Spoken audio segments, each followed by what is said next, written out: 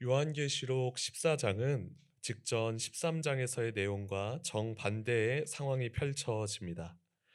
요한계시록 13장에서는 기괴하게 생긴 두 짐승이 등장했는데요. 하나는 바다에서 나왔고 다른 하나는 땅에서 올라왔다라고 기록되었습니다. 이 첫째 짐승과 둘째 짐승은 우상 숭배를 조장하며 교회와 그리스도인을 핍박했습니다.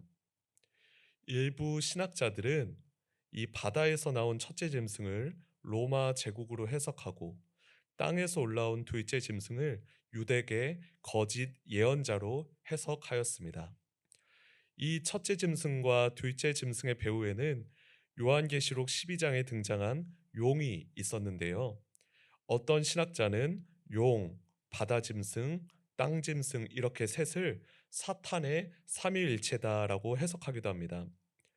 요한계시록 13장까지는 이 사탄의 삼위일체가 너무 강력하게 묘사되어 교회가 마치 열쇠인 것처럼 느껴지기도 하는데요. 요한계시록 14장에서는 이러한 상황이 반전됩니다. 시온산에 어린 양과 14만 4천 명이 당당하게 서 있었기 때문입니다. 제가 요한계시록 14장 1절 말씀 읽겠습니다. 또 내가 보니 보라 어린 양이 시온산에 섰고 그와 함께 14만 4천이 서 있는데 그들의 이마에는 어린 양의 이름과 그 아버지의 이름을 쓴 것이 있더라. 성경에는 같은 지역을 서로 다른 이름으로 부르는 경우가 종종 있는데요. 성경에서 시온, 예루살렘, 다윗성은 같은 장소를 가리킵니다. 이 원래 시온산에서 어린 양 되신 예수님께서 십자가에 달려 죽으셨는데요. 다시 살아난 어린 양이 시온산에 있으니 그 주변에 14만 4천 명이 함께 서 있었습니다. 요한계시록에서는 여러 상징적인 숫자가 많이 등장하는데요. 요한계시록 13장 18절에 보면 짐승의 수가 666이라고 적혀 있습니다. 6은 완전을 의미하는 7에 미치지 못하기에 실패를 뜻합니다. 따라서 666은 실패를 의미합니다. 그러나 14만 4천은 이와는 조금 다릅니다. 14만 4천은 이스라엘 12지파와 예수님의 12제자 그리고 완전수 천을 곱하여 만든 상징적인 숫자로 알려져 있습니다. 666이 완전한 실패를 뜻한다면 이 14만 4천은 완전한 승리와 완전한 영광을 의미한다라고 할 수 있습니다. 그러면 어린 양 옆에 서 있는 이 14만 4천 명은 어떤 존재일까요? 그들은 새 노래로 주님을 찬양하고 있습니다. 제가 요한계시록 14장 2절에서 3절 말씀 읽겠습니다. 내가 하늘에서 나는 소리를 들으니 많은 물소리와도 같고 큰 우레소리와도 같은데 내가 들은 소리는 검은 고 타는 자들이 그 검은 고를 타는 것 같더라. 그들이 보좌 앞과 내 생물과 장로들 앞에서 새 노래를 부르니 땅에서 속량함을 받은 14만 4천 밖에는 능히 이 노래를 배울 자가 없더라. 요한은 하늘로부터 많은 물소리 같고 큰 천둥 소리 같기도 한 신비로운 음악을 들었습니다. 그리고 하프와 같은 현악기를 연주하는 소리를 듣게 되지요. 중요한 건 이 14만 4천 명이 보좌와 내 생물과 장로들 앞에서 새로운 노래를 불렀다는 겁니다. 이 노래는 구원의 새 노래이며 승리의 새 노래였습니다. 14만 4천 명의 이 새 노래는 이사야 43장 21절 이 백성은 내가 나를 위하여 지었나니 나를 찬송하게 하려 함이니라 라는 말씀을 연상하게 합니다. 하나님이 우리를 새롭게 구원하신다는 건 우리가 하나님을 새롭게 찬양하는 존재가 된다는 의미입니다. 시온산의 우뚝 선 14만 4천 명은 진리 앞에 타협하지 않고 오직 어린 양만 따른 사람들입니다. 제가 요한계시록 14장 4절에서 5절 말씀 읽겠습니다. 이 사람들은 여자와 더불어 더럽히지 아니하고 순결한 자라 어린 양이 어디로 인도하든지 따라가는 자며 사람 가운데서 속량함을 받아 처음 익은 열매로 하나님과 어린 양에게 속한 자들이니 그 입에 거짓말이 없고 흠이 없는 자들이더라. 14만 4천 명은 온갖 세상의 유혹에도 순결하게 어린 양이 인도하는 대로 따라갔습니다. 그들은 거짓말을 하지 않았고요. 아무 흠잡을 데가 없었습니다. 사탄의 주요한 전략이 거짓말이라는 걸 생각한다면요. 이 14만 4천 명은 거짓말이 아닌 오직 진리를 따르며 진리를 온몸으로 살아내는 사람들이었습니다. 이후 요한계시록 14장 6절부터 11절까지는 새 천사가 순서대로 등장하여 복음과 경고와 심판에 관한 메시지를 전합니다. 먼저 첫째 천사는 여러분은 하나님을 두려워하고 하나님께 영광을 돌리십시오라는 내용의 영원한 복음을 전했습니다.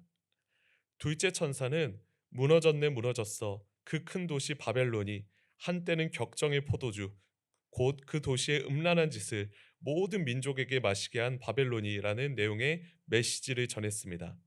이는 바벨론으로 상징되는 로마 제국과 반기독교 세력이 무너질 것이다라는 의미입니다.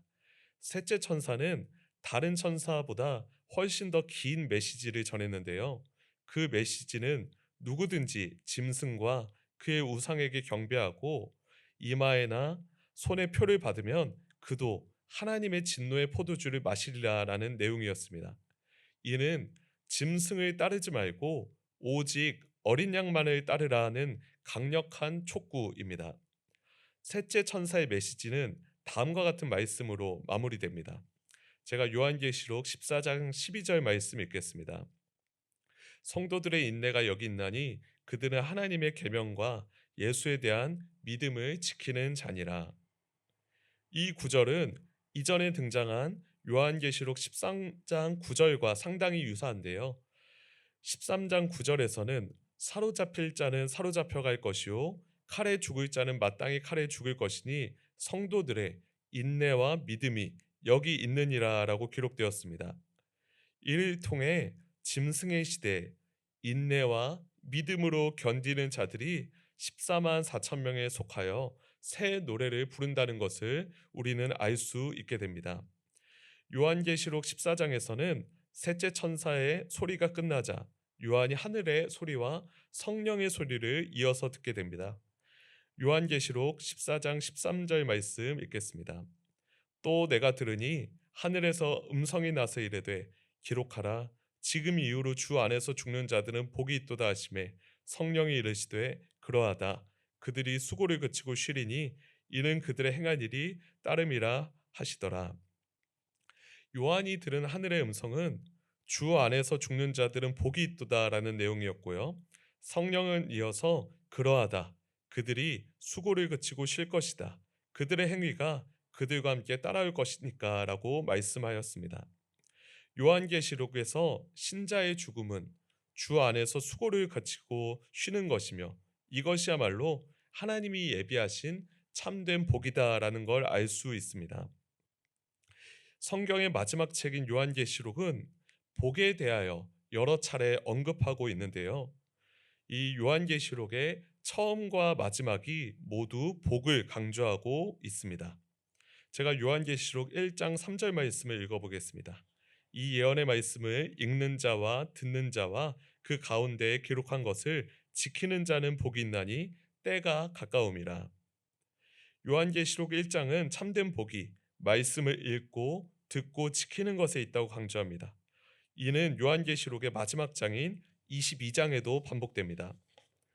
제가 요한계시록 22장 7절 말씀 읽겠습니다. 보라, 내가 속히 오리니 이 두루마리 예언의 말씀을 지키는 자는 복이 있으리라 하더라. 요한계시록은 예수님께서 속히 오시기 때문에 그 예언의 말씀을 지키는 자가 참으로 복이 있다라고 선언합니다. 요한계시록에서 말하는 복은 하나님의 말씀을 읽고 듣고 지키며 인내와 믿음으로 어린 양을 따르는 것이다라고 할 수 있습니다. 사실 어린 양을 따르는 삶은 이 세상에서 화려하거나 주목받는 삶은 아닐 수 있습니다. 어찌 보면 어린 양을 따르는 삶은 이 세상의 부와 명예보다는 하나님의 영광과 거룩을 추구하는 삶입니다. 세상은 그들을 몰라보더라도 하나님께서는 그들을 알고 그들에게 자기 이름을 새겨 주십니다. 오늘 요한계시록 14장 초반부에는 어린 양을 따르는 14만 4천 명의 이마에 어린 양의 이름과 하나님 아버지의 이름이 새겨졌다라고 기록되어 있는데요. 이름을 새긴다는 것은 그것의 주인이 누구인지를 확인하는 과정입니다. 만약에 우리의 이마에 어린 양의 이름이 새겨졌다면 우리는 어린 양의 것입니다. 오늘 하루 새 노래를 부르는 14만 4천 명처럼 기쁨으로 주님의 은혜를 찬양하는 모든 성도님들 되길 간절히 소망합니다. 함께 기도하겠습니다. 사랑의 하나님, 오늘 요한계시록 말씀을 통하여 시온산에 우뚝 선 어린 양과 14만 4천 명의 찬양 소리를 함께 말씀을 통하여 생각해 볼 수 있도록 허락하여 주심에 감사합니다. 주님, 오늘 하루 우리의 삶이 이 14만 4천 명처럼 하나님의 영광과 구원을 찬양하는 하루 되게 하여 주시옵소서. 이 세상의 어떤 어려움 속에서도 우리가 짐승을 경배하지 않고 오직 어린 양만을 따르는 믿음의 백성들 되게 하여 주시옵소서. 주님께서 우리와 함께하여 주심에 감사드리며 예수님 이름으로 기도드렸습니다. 아멘.